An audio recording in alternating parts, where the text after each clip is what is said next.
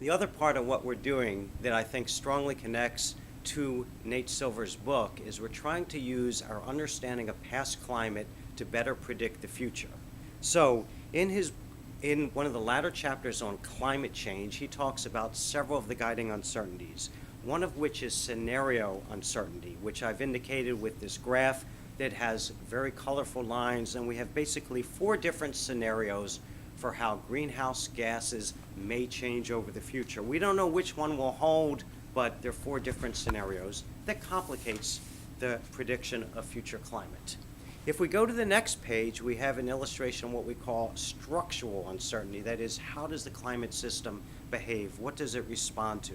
And what we've shown here is the 2 driving factors for climate change are how much anthropogenic aerosols, little particles that are in the atmosphere, they're sulfur particles, how much they cool climate, and that is discussed in the book, versus how strong of feedback we have in the climate system.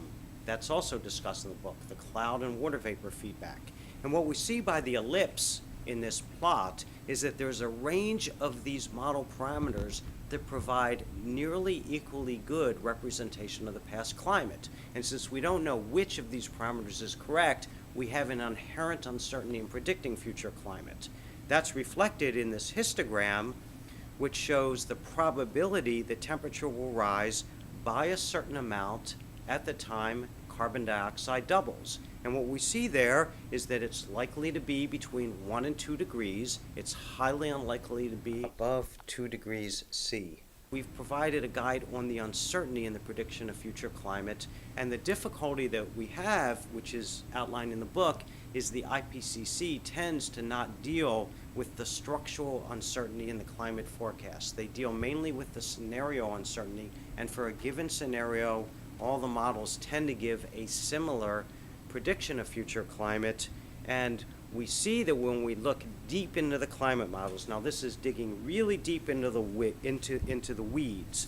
What we see when we do that is that although there are nominally about 20 different climate models used in the IPCC forecasts, they make many of the same assumptions and use some of the same computer code.